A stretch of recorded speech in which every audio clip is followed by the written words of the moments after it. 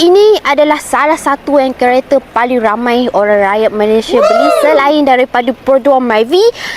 Perodua Beza ni pun salah satu kereta yang paling famous juga orang beli. Okey.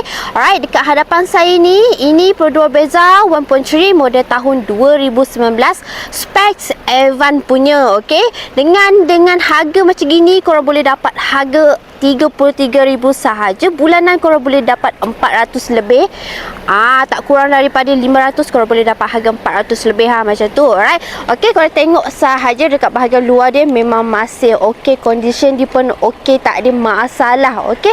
Masih TikTok walaupun tahun 2019 tapi macam kereta baru punya. Macam biasa, kalau korang tak puas hati, korang boleh datang walk in dekat Kako Sungai Besi Auto Works, ataupun korang nak test drive sekalipun boleh, tak ada masalah. Okey, memang sangat kita recommend. Alright.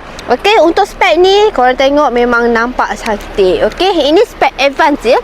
Spek advance ni macam biasa, korang memang akan dapat full spek macam biasa. Alright, dia sama macam Ativa, Myvi, semua ada spek dia. Okey, ini spek advance. Okey, untuk spek advance ni, okey, untuk spek advance ni dia datang dengan leather seat. Dia agak sedikit berbeza dengan bawah. Spek bawah dia macam X, memang agak berbeza. Dia orang menggunakan fabric. Okey, untuk advance dia akan menggunakan leather. Alright, kita masuk dulu, kita tengok. Alright, ini interior dalaman dia. Untuk spek ni korang boleh tengok, dia punya mileage hanya 53,000 sahaja. Okey. Lepas tu spek advance ni dia memang akan didatangi dengan touchscreen macam ni touchscreen infotainment system. Alright. Okey, macam biasa korang tak perlu risau. Memang untuk spek ni dia touchscreen infotainment system, korang boleh tekan memang tak ada masalah, tak ada lag apa semua. Okey, ini bahagian control aircon dia. Aircon dia pun masih sejuk macam kereta baru. Ini bahagian gear dia semua. Alright, kat sini dia ada kompartmen dia. Memang interior dalaman dia memang sama sahaja macam spek-spek lain. Yang membezakan dia, ini dia ada screen infotainment system. Lepas tu dia ada spek-spek dia lagi lah, yang lain-lain lagi. Okey, yang membezakan dia dengan spek-spek lain. Okey, kita tengok dulu bahagian belakang. Okey, ini bahagian belakang dia memang sangat sesuai untuk korang yang ada family, anak 2-3 orang. Memang okey lah kalau nak jadikan sebagai kereta family. Okey, nak jadikan sebagai kereta daily korang memang tak ada masalah. Okey, sangat okey untuk Perodua Beza ini. Alright, ini bahagian belakang dia.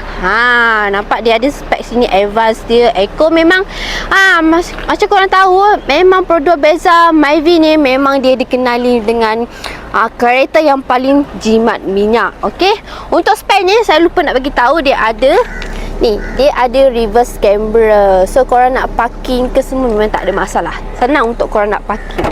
Okey, kita tengok bahagian bonnet dia. Alright, bahagian bonnet dia memang sangat luas and sangat besar. Okey, nak korang letak barang memang tak ada masalah. Ni dia siap ada ni, korang tak perlu risau kalau macam korang beli barang basah ke dekat pasar ke, korang tak perlu risau lah.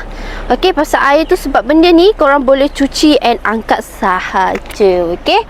Alright, ini Perodua Beza. Okey, macam saya cakap, korang boleh dapat harga yang sangat berbaloi.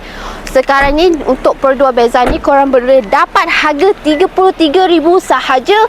Bulanan dalam 400 lebih. Okey, itu untuk full loan. Okey, kalau korang nak letak depo boleh, tak ada masalah. Kalau korang tak nak letak tak ada masalah. Okey, itu depends on korang. Okey, apa-apa kalau korang berminat dengan Perodua Beza advance ni, cepat PM kita sekarang sementara stok masih ada. Okey. Alright, bye. Assalamualaikum.